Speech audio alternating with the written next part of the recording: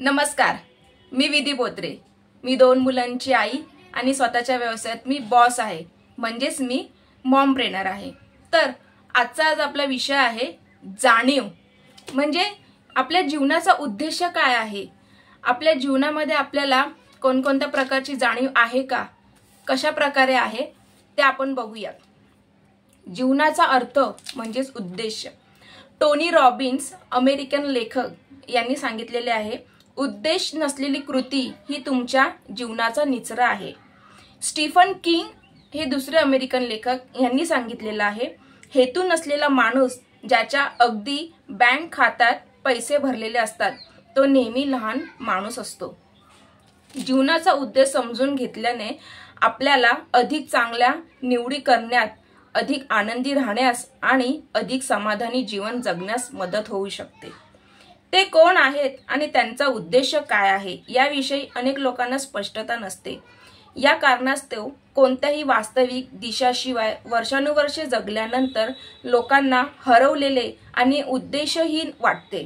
त्यांनी त्यांच्या कारकिर्दीत किंवा त्यांच्या वैयक्तिक जीवनात काही यश मिळवले असेल, परंतु त्यांना आश्चर्य वाटते की त्यांनी आतापर्यंत जे काही अनुभवलेले आहे त्यापेक्षा आयुष्यात आणखीन काही आहे का। लोकांच्या बाबतीत असे का होत आहे ते समजून घेऊया। हा विषय खूप मनोरंजक आहे, फक्त काळजीपूर्वक ऐका। हे तुमच्या जीवनावर आधारित आहे आणि तुमच्या जीवनापेक्षा मोठे काहीही नाही।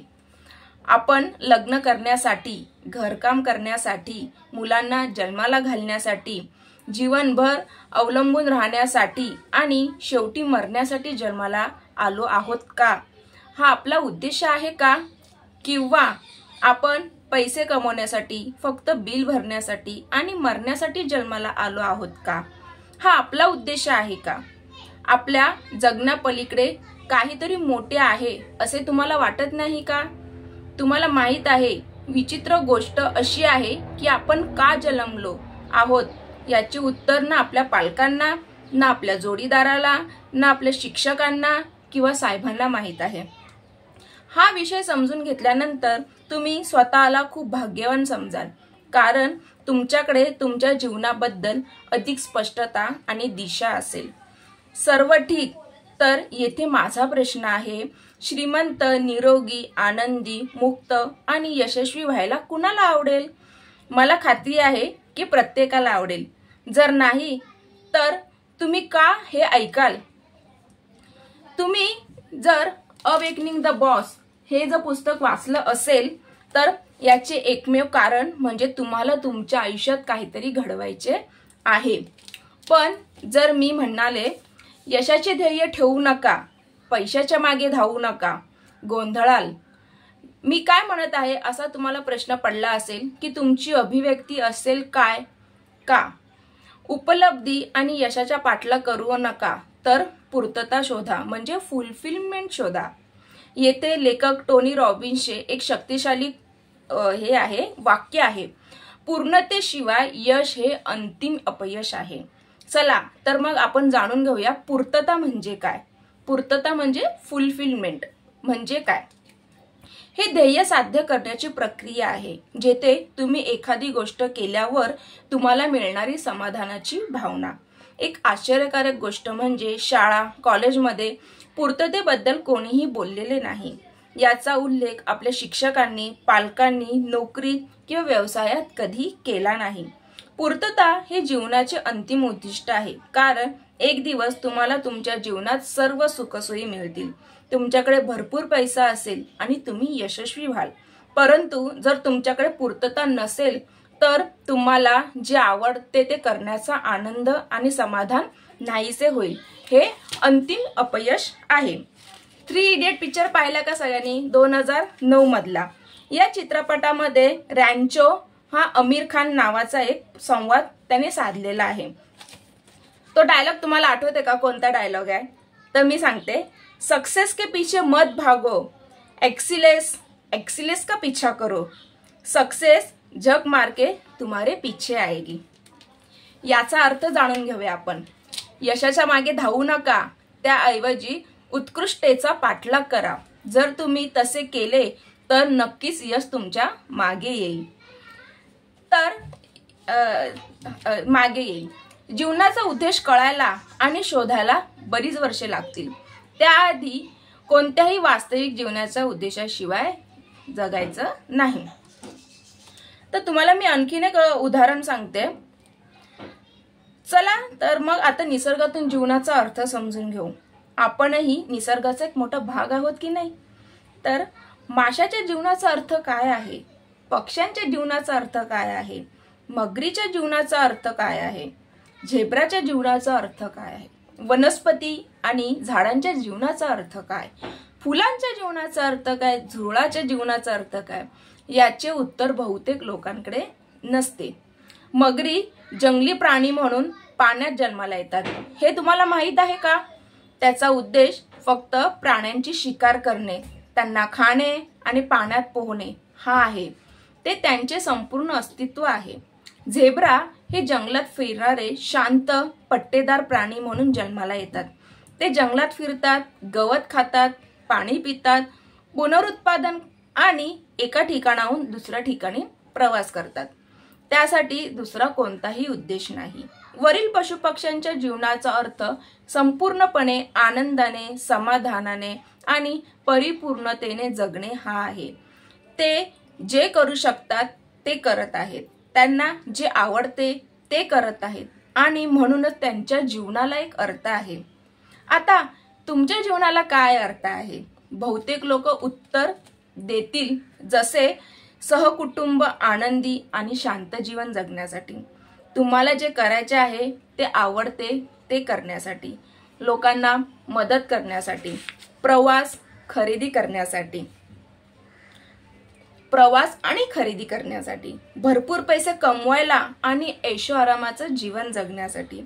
वेगवेगळ्या लोकांकडून वेगवेगळी उत्तरे का आहेत? असे दिसते की प्रत्येकाचा काही वेगळा अर्थ आहे आणि ही एक समस्या आहे, म्हणजेच प्रॉब्लेम आहे. आत्तासाठी आपण जीवनाचा मानक म्हणजे स्टँडर्ड अर्थ गृहीत धरूया, जे आहे इतर प्रजातीप्रमाणेच आनंदाने परिपूर्ण जगणे. आता थोडं खोलात जाऊया. तुम्हाला असे वाटते का की झाडे किंवा सिंह यांना काहीतरी वेगळे बनण्याचा पर्याय आहे? जसे त्यांच्या जीवनात यशस्वी होण्यासाठी, चांगले जीवन जगण्यासाठी त्यांना पर्याय आहे का? यशस्वी सिंह, चांगला सिंह हे मजेशीर आहेत ना? बरोबर. मानव सोडून इतर सर्व गोष्टींसाठी निसर्गाची एक निश्चिंत अवस्था आहे. झाडे प्रवास करू शकत नाही, सिंह पक्षी बनून त्यांच्यासारखे उडू शकत नाही, मासे बदक बनून धावू शकत नाही. जिथे माणूस पक्षाप्रमाणे उडू शकतो, माणूस माशासारखा पोहू शकतो, माणूस प्रवास करू शकतो. सर्वात महत्त्वाचं म्हणजे माणूस स्वप्न पाहू शकतो, मशीन बनवू शकतो, मोठ्या इमारती बांधू शकतो आणि आपले करिअर बनवू शकतो. हे सर्व माकडे आणि वानर करू शकत नाही. मग इथे भेदभाव का? मानवाला एक पर्याय आहेत. मानवाला चांगला माणूस आणि यशस्वी होण्याचा पर्याय का आहे? विश्वासाने ब्रह्मांडाने मानवासाठी काहीतरी निर्माण केले आहे, जेणेकरून ते त्याला जे आवडते ते करू शकतील. अनेक पर्याय उपलब्ध असूनही मनुष्य त्याच्या आवडीनुसार काय करतात ते तुम्हाला माहित आहे का? निरोगी, परिपूर्ण आणि यशस्वी जीवन जगण्याऐवजी बहुसंख्य मनुष्य त्याच्या जीवनात अत्यंत कमी कमाई करून, अवलंबून राहून आणि जीवनभर मध्यम स्थितीत राहून गरीब बनणे निवडतात. याचे कारण असे की समाज, पालक, शिक्षण अवस्था आणि कंपन्यांकडून बहुतांश मनुष्यांचे ब्रेन वॉश झालेले आहेत. आपल्या आजूबाजूचे लोक सामान्य जीवन जगत आहेत आणि त्याच मध्यम जीवनात मरत आहेत.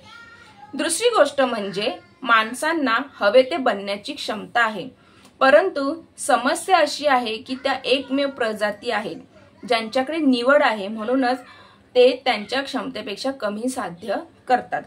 सिंहांना पर्याय नसतो म्हणून ते फक्त सिंह बनतात.